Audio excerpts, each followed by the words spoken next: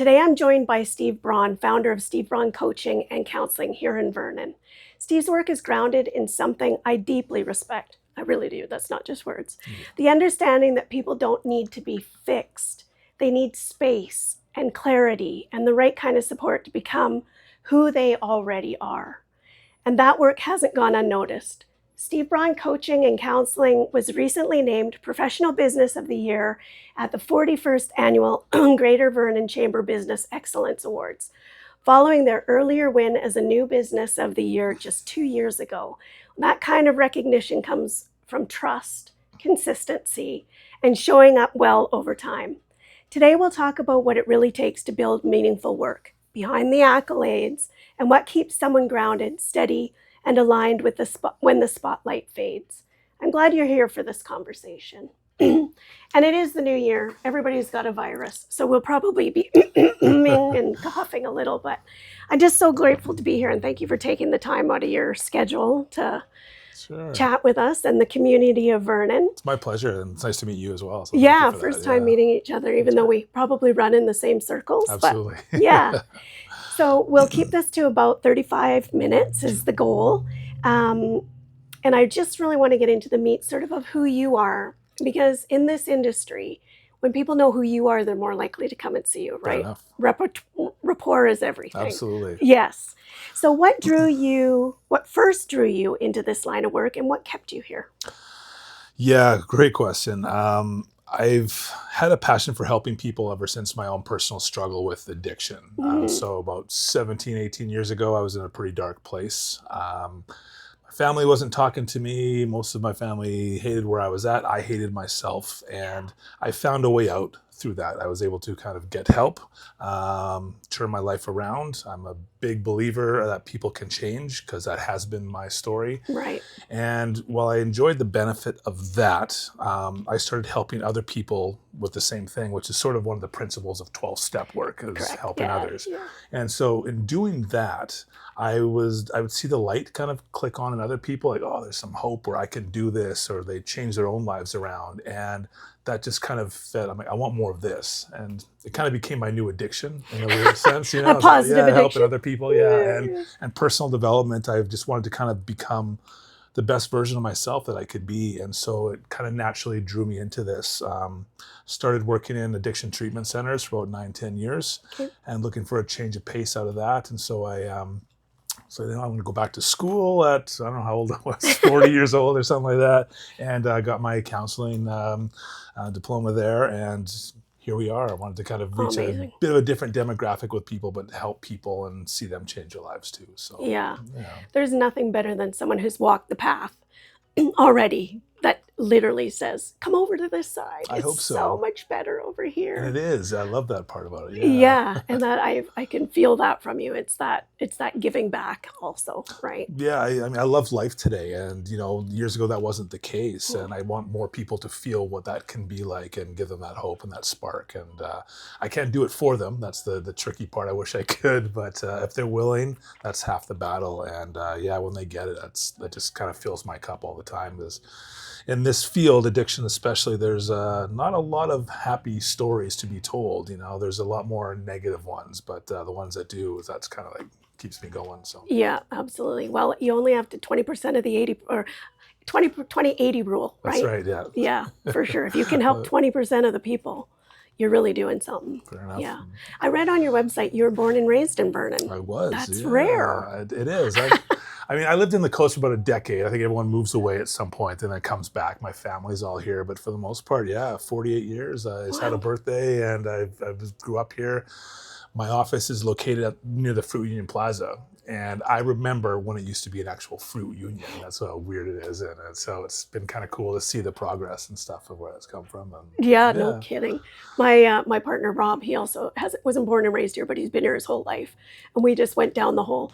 What was Anderson Way like? Because I've only been here since 2007. Okay. And I've seen incredible change, right? So it's kind of cool when you see somebody that's like you're an actual local Yeah, or like that's an right. actual original. You're the OG of Vernon. It's true. I mean, my parents have lived in the same place out in Lavington for almost, well, yeah, as old as I am, basically, and they live in the same Wow. place. And yeah, so I know the area. I know a lot of people in the town.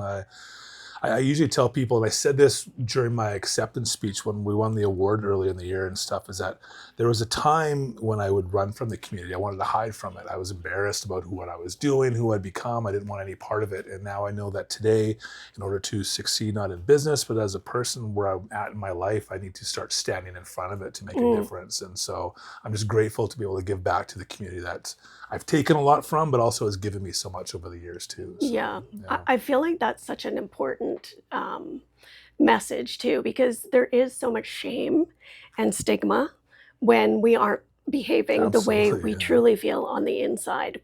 I hate the word should, but you know, when we're doing things that aren't stand up, we know it, Fair enough. Yeah. right? Get that sense of right and wrong in there. Yeah. Yes. And then, but the shame fuels the addiction a lot of Absolutely. times. Yeah.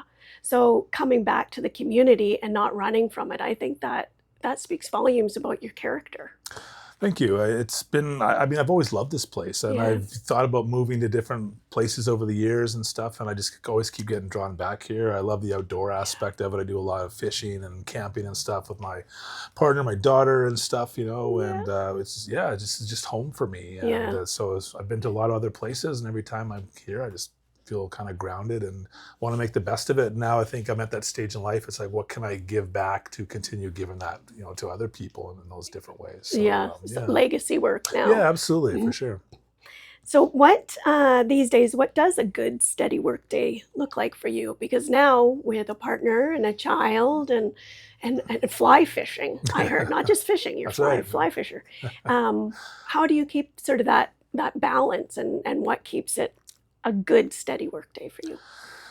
Yeah, having a child has thrown a wrench in that plan for sure. It does. Yeah, so she's 14 months old this weekend actually, so just over a year, and life has changed a lot in that Yes. past year for sure. So we went through some health problems with her in the beginning as well. We had to stay in BC Children's Hospital for about 2 months when she was a couple months old and stuff. Wow. So we missed that Christmas time. So this is our first Christmas at home with her and stuff. So that was really nice to kind of get to enjoy that for the first Absolutely. time, be with family and stuff as well. But a good work day, in general is, was similar to today. I'm able to wake up, have some breakfast with her, play with her for a little bit, say goodbye, see a couple of clients and kind of go home and have some dinner and stuff as well. Nice.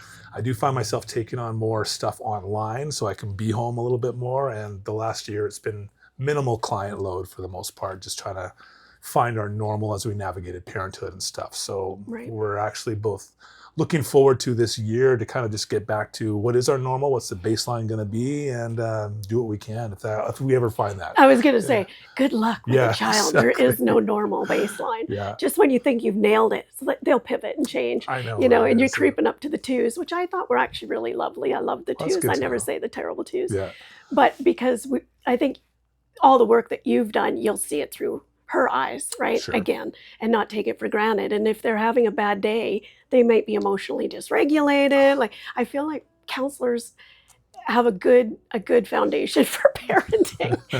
That's my hope anyways, that our profession is I full like of to great think parents. that too. Yeah. I'm also, I'm an older dad, right? And so it's, I think I'm at a stage where I have the patience, to handle this stuff. I think I have the maturity to deal with what could happen, what's going on. I'm really grateful just to, with where we're at, that we're able to be in a position to take time off Yeah. when she was not, doing well and stuff like that, and to where we're at today.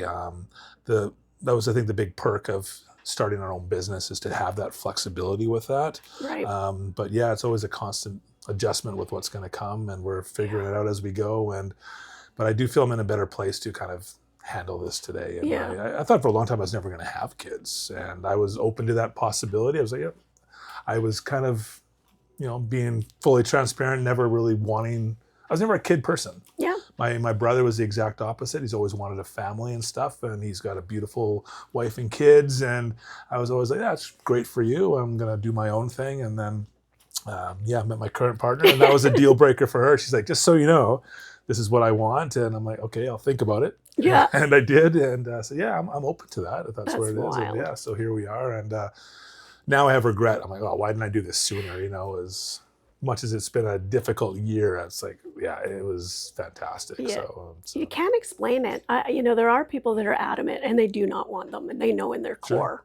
But I always say, just wait, wait a little longer. Just, I had mine at 30, 32, and 35. Okay, nice. So I felt a little older then Fair enough, but we had some oats to sow when There we you were go. younger, That's right? Yeah. So that we waited a little bit, but yeah, I'm out of oats now. I don't need to do that anymore. Yeah, just straight barley. Yeah, Oh, no barley. No barley either. Barley. Yeah, Soy milk. There we go. Just soy milk. That's wonderful. I also, your partner or your fiance, I guess, she's also a counselor. She is. Yeah. Does she work in this office? She too, does. or? Yeah. So we're kind of working on our roles right now, but she's sort of taken more at home while trying to build the client base. So her maternity leave just finished. So our goal is that she doesn't return to a typical 9 to 5. So the job, we wanted her just to kind of build clients as she sees fit. And so we're just kind of working on that. But awesome. I think she's at the point where she likes getting out of the house, you know? So it's like, all right, so you can do that. Get your client base going. We'll switch and do some days or whatever that looks like and stuff. So I think she's going to follow that. And that's one of the beauties of being sole proprietors or in business for yourself, right? You get to make your own schedule. Yeah, it definitely has its perks with that. Yeah. And it's never too late. I think there's so many people in Vernon and the Okanagan that work for themselves. Sure. And when I was still practicing, I had to close my practice, but I always remember thinking that, you'd have people come in at like 35 and 40 saying like, I have this dream, but I feel like it's too late. I'm like, it is so not too late. Just get going. Yeah. Yeah. Absolutely. Like we're going to live to 90. That's what my goal is. Yeah. That's absolutely. Right. So let's just do it. As much as I love being a business owner. I love that aspect of it. It's weird because I originally just enjoyed this. This is what I wanted to do. Yeah.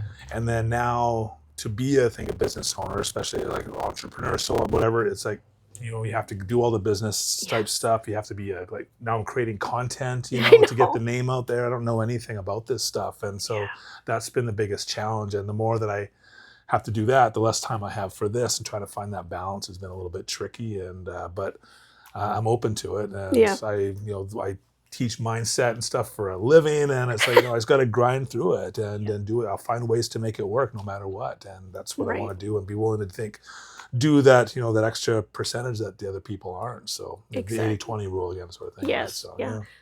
Be willing to do the things that others won't, to have what most people don't get. Absolutely, right? Yeah. Which again, isn't that all the work of personal development and professional development? Absolutely. And all of that things. Yeah. It's a sharp learning curve. I'm older than you, but the whole, even social media, videos, content, microphones, all of this, it seems so foreign. But I remember, some people that have been 100 years old and 80 years old, they're trying to learn cell phones, computers, laptops, internet. Absolutely, yeah. We can do this, I know, Steve. right? My grandma's 91, I think, and she's texting me, and she's pretty good at it. She's better than my dad is at it, which is kind of funny. But yeah, it's great. I can text her and stuff too. And so, she's I just got to learn it, Stephen. And I'm like, all right. Okay, got to do it. Stay relevant. I didn't realize until I took a little deeper dive through your website that you actually like positive psychology as well. That is one of my absolute favorites. Perfect. Yeah. So I got certified in positive psychology through Positive Acorn way back in the day. Okay. Yeah, with Robert. I can't think of his name. Diener, yeah. I've read his stuff. He's amazing. Yeah. So it was when he was kind of starting. So he was the actual facilitator, That's right, teacher. Yeah. And of course, his dad is incredible. And he knows Martin Seligman, one of the founders of positive psychology. Well, credited for it, really is a founder. So I kind of wanted to talk about that because that leads into your solution-focused based brief training. I never get that right. Solution-focused brief training. Therapy, yeah. Therapy. Yeah. Therapy, not training. And do you find that works in coaching as well as counseling? Or do you kind of do a mix? Because there's lots of people in our field that say it's very separate. Yeah. And I've always had a sense that it could be very much combined. Yeah, it is interesting, and I don't want to tick off the purists with the counselors and the coaches and stuff, and I try to stay in my lane as much as I can with it. But there's definitely some differences. I find my success kind of I think is a blend between the two. I have the counseling background, I like Yeah. to hold space and to understand the ethical stuff that Of goes with course. it. Yes. The coaching that's just, I love it. I like that accountability. Um, I, I like meeting people where they're at, and like how can we move forward from there without having to maybe dig up the past all the time and kind of stay stuck there a little bit. And Yes. I fully admit, there's a time and a place for that. Absolutely. It's why I don't do a lot of trauma therapy. I don't have the desire to go back there and revisit that stuff Yes. personally, and I'm not great at helping people with that. I know a trauma-informed approach, which is very, very pertinent for addiction recovery and stuff and Yes. that. But I like to go present and future focused. Like, how do we want to get to where we want to go? And Yeah. I think with the positive psychology, it teaches us that we have the tools within ourselves to make those changes. Sometimes we just need something or somebody to maybe elicit that out there. Yeah. I think my LinkedIn profile message is instigator of change. That's kind of what I like to refer to Nice. myself as, is like, maybe I can say something or help you discover something that's going to be that little bit of a spark so that you can go and find the solution that's Totally. needed. Think of it just a little differently. Yeah. Just expand that lens just a bit. Yeah. I mean, there's just so much goodness in there with resilience and emotional intelligence and even learned optimism. Like, I Absolutely, mean, yeah. all of these things that people say, well, I'm just this way. Well, are you? Yeah, I Are you? agree. Can we challenge that just a little bit? 100%. Yeah. Yeah. Yes. And I love I think we that. tell ourselves that narrative over and over again. We start to believe it. And then we come from that place of that negativity bias that we all have, and Correct. listening to that thinker, and it's like there's other ways to get out of that train of thought. And Yes. and I don't think it's looking from everything from a glass half full perspective. I think people get that impression, maybe positive psychology is like everything's rainbows and sunshine. The yellow smiley face. Yeah, Gross. and yeah, it's just not that way. But we can look at how can we spin this into something that'll work for us, where maybe the world isn't against us, but it's conspiring for us instead of against Right. us, sort of thing. And, Right. Yeah. I do find, like, when I first started looking into positive psychology, because even in my counseling clinic, we had a clinic here in town with about 5 clinicians underneath the banner. And I was very clear that we had a trauma therapist. We had like an addictions therapist, and I just stayed out of all of them. Yeah. So that's why I was like, I don't know, maybe I'm not really good at this. So I started looking into positive psychology, but my journey involved so much spirituality. Sure. So I actually found it through researching and looking into Buddhism, which sent me to Jack Kornfield, which then Nice. positive psychology. And I think it's worth noting that it encompasses all of that. Absolutely. I think. Yeah. And then to be solution focused, that is still a counseling modality. Sure. Even though we need to know some of the backstory, just, to avoid triggers and whatnot. But yeah, I think that's where the good stuff really happens. Yeah, I agree. It's the solution focus as well. I think some people want to come to me for answers, which I'm not there to give. That's more like mentorship and stuff than that too. So there's one of my mentors.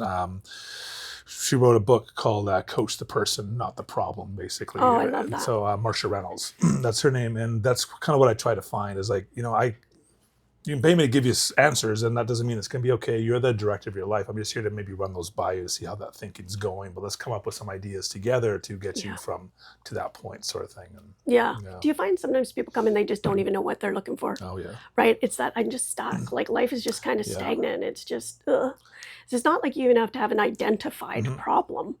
Just come have a chat. I think you're right in that, and a lot of people come with what they maybe think is the problem, Yes. and then once you start unraveling things, like, okay, and there's, it's we can look at addiction that very same way. Is people think the addiction's a problem, is the drinking's not the problem, it's the solution to the problem. And so what can we figure out is how can we give you some skills to cope with life without that in it, Right. and what's going on underneath there that you're coping with life this way. So yeah. yeah. Do you follow Gabor Mate's work at all? Sure. Yeah, of course. When you were speaking, I was like, oh, it's got a little hint of Gabor Mate in there. Yeah. I like his stuff. I do. It's very important to think with behaviors. Well, I believe my beliefs and addiction is that it's just a coping strategy for something. Absolutely. Right? You're covering something. Yeah. Some people work out, some people shop, some people gamble, some people drink, some people smoke, some people work. Whatever You got it. your drug of choice For is. sure. Gabor Mate is the first to say, is like, why the pain? So basically, right? So we can understand why that is, and then we can kind of get to the idea Yeah. behind it. Yeah. I love it when people will be in his events and they'll be like, "No, I had like a great childhood. Mhm. Like it was awesome. Like nothing really traumatic happened." And then they just start to cry for no Yeah. reason. It's like, okay, something's here. There it is. Yeah, Yeah, yeah. exactly. We Yeah. might not know what it is, and that's not to blame the parents because there's sometimes is No, that feeling that all trauma comes from child. He's quick to say it's how you interpreted it I agree. and who you had to speak to and talk to. Yeah, And a lot of homes weren't real safe sure. emotionally, not just there's a lot of Yeah. avoidance. You know. I was one of those children. I mean, my childhood was great. It was fantastic. And, I went through a traumatic experience in my late teens, and that I looked at as my turning point into that foray, basically, and started coping with life just the best way I knew how. Correct. And Yeah. yeah, I didn't start out drinking alcoholically. I just, started drinking more, and it just felt good because I knew that I was covering up whatever was in here, some of the Numb pain it and for a stuff. while. Yeah, absolutely. Mhm. But I remember struggling with that a little bit too, because I always kind of grew up with the idea that alcoholism runs in the family and it's a family disease and stuff, and it doesn't. It just Yeah. didn't. That wasn't my case. So I think I had a hard time coming to terms with that. So much so, my family asked me to. They took it on themselves. No. I remember being in treatment. Excuse me. And they're like, what did we do wrong? And it's like, Oh. you guys didn't do anything wrong. It was the opposite. It was just, I had to find my own path, and I was feeling something, which the 12-step approach is a spiritual malady. We're trying to fill a void in here with something, right? Whether it's trauma, pain, whatever that case is. And so Yeah. that was my void. That was my issue that I was trying to cover. And it just Yeah. escalated. It was progressive until I couldn't stop. So. Yeah. Mhm. So how did you actually, and again, share only as much as you want to Sure. share, because I love this stuff, but remember, this is on the radio.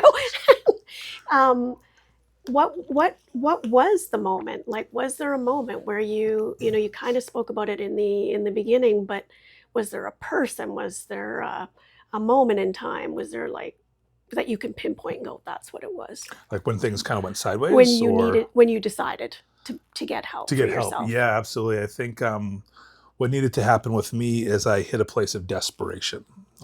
So life was just completely unmanageable. My family wasn't talking to me.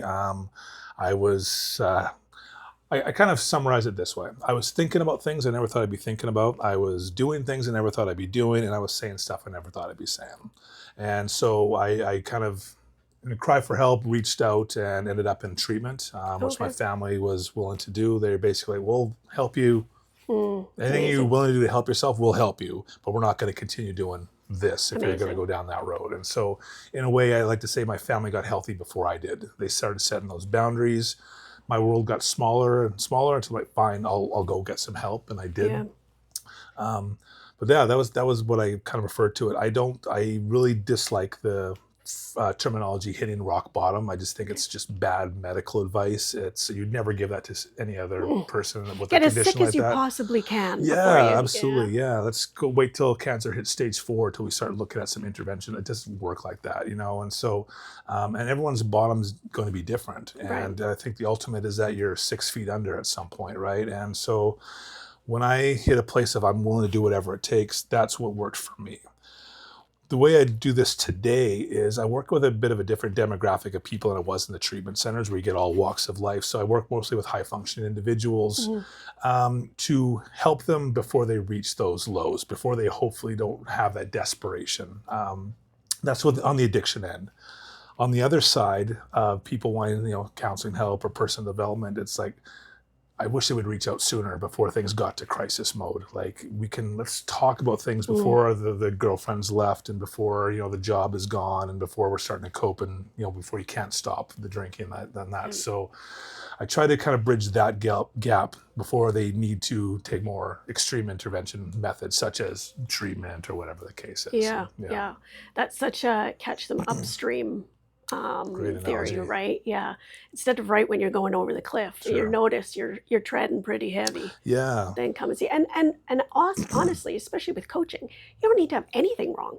Like that's a misconception too. Like Absolutely. you could feel like you're kind of kicking it, you're on top of your game, but you just want you're worried you might not be able Yeah. to get to that next, whatever. So So much fear-based so stuff is it? much Yeah. fear. Yeah, well, and it gets heavy, especially with success, right? If you can think I've got this great idea, I want to do this thing or go to school or be this thing, and it gets tough. Sure.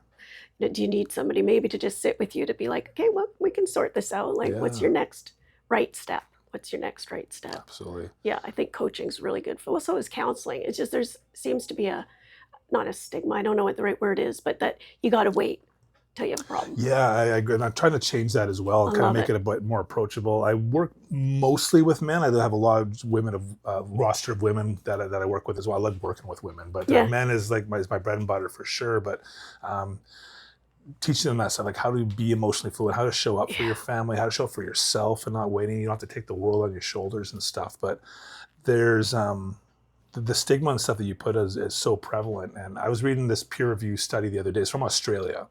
And it was, I think the exact percentage was like 54.5% of men. The reason they stop therapy is because they don't connect with their therapist. yeah. That's Rapport. it, Yeah, rapport. yeah, yeah. And like I don't think they get it in that you can switch anytime you want. It's not like you don't have to be stuck with this person. Like, and so that's what I try to get across it in my work is that you Mm, find someone that fits with you, that gets you. And I try to make the therapy more approachable and more love it. casual, similar to kind of how we're sitting here Yeah. doing like some walk and talk therapy. Let's go outside, let's go on the rail trail, let's talk, and let's just like be two guys. And you'll be surprised what kind of comes out. Of course, there's work to be done within there, but yeah, it doesn't have to be that old school approach. Like, Yeah. I love that on your website. yeah, Like, this is not your grandparents' therapy, laying stretched out on a couch or exactly. whatever. Yeah, Yeah. it's so true because that's such a. I think of what was the show that was on TV and he Fraser. Oh, yeah, Well, when I think therapy, I think yeah. the guy in the tweed, For the couch sure. with the elbow patches So and boring, just kind yes, of sitting so there like, nodding and their in head their and head they're making their grocery list, not paying attention.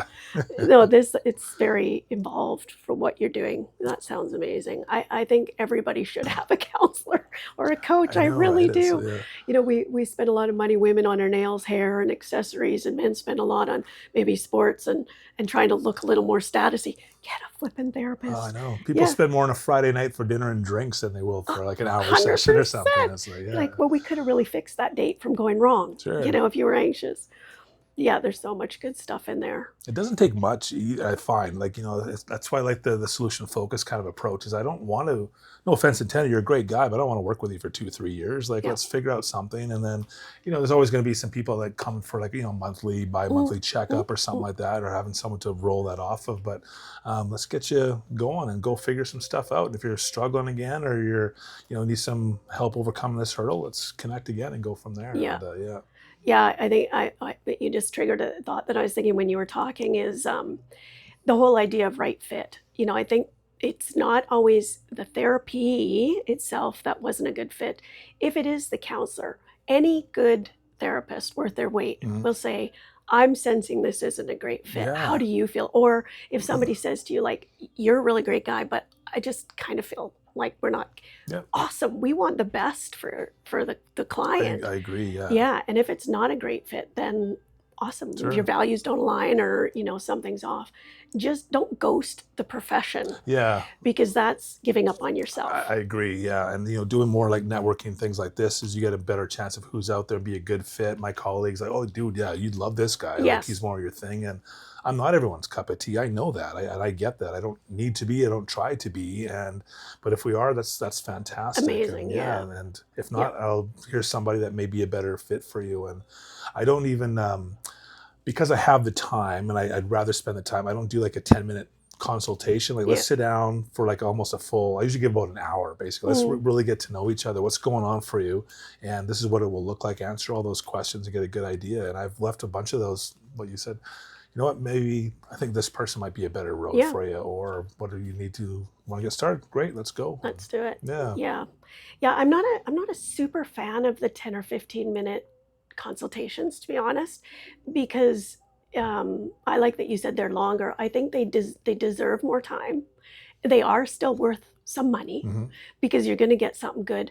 in 10 minutes you won't necessarily know. I think so too. Right. Yeah. So I think people really need to give it a chance and just be really, if you can't be honest with your therapist, who the heck can you That's be the big honest thing. with? Exactly. Right. Yeah. So give it a try. If you Yeah. want to try, setting some boundaries or standing up for yourself, gently fire your therapist. No, That's right. I'm just kidding. Totally joking. But I think it's worth saying rapport is such a big thing. That Yeah. doesn't mean the profession of the tell me how that made you feel. Mhm. That's not the profession. That No, might be a style I problem. agree. And I think what I tried to do I'm not saying nobody else does this. I'm not trying to reinvent the wheel of therapy by any means. I just try to show up as myself, authentic and genuine. And I swear, I stumble my words, Yeah. I'm animated, I'm passionate, and this is what you get. I try to carry that into all my everyday things, right? Yes. And so what you see is kind of what you get. I want to be very congruent in who that is. Yeah. And I think when you're able to be real, not too clinical and not too, using all types of jargon that nobody understands, it's just kind of break it down a little bit and have a conversation. And I think it helps other people open up a little bit too. And then the nice thing is there's a training behind that to get, Yeah. to be able to call out that stuff. I had a client earlier today, and it's like she's talking and she's getting emotional as she's talking about this boundary that she set and it worked out. And it was like, okay, well, stop for a second, but what's coming up here? Do you know what I mean? And that doesn't happen often, but it's like, there it is. And so that's having to being able to observe those little nuances. So we're not just friends sitting here, it's different than that. It's a lot more involved, but it's just a bit more casual. And then that stuff allows them to come out of their shell and get it out when it needs to. Yeah, I love that. I'm just checking time absolutely. to make sure we're good, which I don't even have a timer. Oh, I do. 31 minutes, Steve, just like that. See, and that's a really good point. Some people say, well, what are we going to talk about for an hour? It's so easy. It goes fast. It's so easy. Yeah, by the time you get in and you do your pleasantries. Well, we'll probably start cruising into wrapping this up then. But, you kind of nailed exactly why I'm so passionate about this program on the radio. And it is only the Vernon area. The radio station you can hear all the way, I think, not Lumbee because the mountains get in the way, but all the way to Enderby and to Lake Country on a good day, wherever the sound sight line is from the radio tower. And I think the more people that can just be heard, that's what brings people in. I agree. You can post an ad on a bus stop or something. It's like people are just going to sit on it. Might as well have a conversation and get to know you. I agree, yeah. Yeah, so I love that. I kind of want to close with this question. At this stage of your life and work, what does showing up on purpose mean to you? And how will that guide your work moving forward? Excuse me. Showing up on purpose, I think I would probably lean back to what I was previously saying about being congruent and authentic and everything. When things are going well, when things are busy, it just feels like it's that state of flow. Yes. You're just kind of in the zone and things are kind of happening and unfolding. Spirituality, things kind of unfold and happen as they need to. I find I don't have to put square pegs into round holes. Yeah. And I can usually tell when I'm in that state. This is weird because you might expect me to say that things are going, they feel well and they feel good. But I know things are going well when I'm uncomfortable. I love it. Yeah, it's because I know that, okay, I'm doing something, there's growth happening here. And I'm going through that right now. This is a new year. I got some different stuff on the horizon and we're dealing with some new things business-wise. And it's like, just a little bit of uncomfortability. And I like that because it tells me that I'm doing something right and that we're on the right track, and that kind of pushes me. And I don't like complacency. I get really comfortable there. I worked really hard to work through the fear in my life. And when I did, I would want to sit there and be, okay, I'm comfortable. Yeah, I'm good here now. Yeah. It's safe here. And then growth stopped, and so that's where I'm at today. So showing up on purpose, I think just being consistent, being authentic, and being the best version of myself. I can't see it in the video here. I have that sign on the wall there, like mindset is everything. And so just being true to that and knowing that there's always a lesson to be learned, and not to forget to enjoy those moments when they are happening too. But so. You've got to walk the talk. Yeah, I agree. Yeah. One of the questions, I know we got to wrap up, was with the professional award that we had to kind of answer in that package is like, how do you, like, what does professionalism mean to you, and integrity and stuff, right? And I describe it this way, is that my work, the brand name is on my vehicle. It's like we got logo, Steve Braun Coaching and Counseling on my truck, on my wife's vehicle. And what that means is I can't be fingering people in Yeah, yeah. traffic, and I can't be on the Vernon rant and rave and stuff Exactly. like swearing at people and stuff. Is that this is me, and this is Mhm. what I have to, and it kind of guides me in that. And I make mistakes on a daily basis. I get For that, but sure. for the most part, I like who I am today, and I just try to be that best version of myself because there's more at stake than just yeah. Absolutely. Do you Um, feel more pressure from the awards? Uh, a little bit. Yeah. Yeah. I'd be lying if I said no, but I think you summed it up in your opening there, if I recall correctly. Like it means acceptance Yeah. from us. I think the public is enjoying what we're at least trying to do and what we're about, and they're on the same page with that. And so we're just honored to, yeah, hopefully No. represent the work to the best of the ability and stuff. And Yeah. yeah, absolutely. It's been Well, I love it. I do like I am I won't say I'm choosy who I interview, but I really love it when it hits. awesome. Like when you're like, oh, I got to talk to this person. Perfect. So it was sort of a random. You were probably like, who is this woman emailing me? It's like, I really want you on the radio show. Well, it's Vernon especially, which is really cool. So I'm like, Yeah, if this airs like locally and stuff in the yeah, community, that's fantastic. yeah. So That's yeah, I all it appreciate it. is. That's all it is. Yeah, All right, we are going to wrap up. My thanks to you, Steve, for such a thoughtful and grounded thank you. conversation.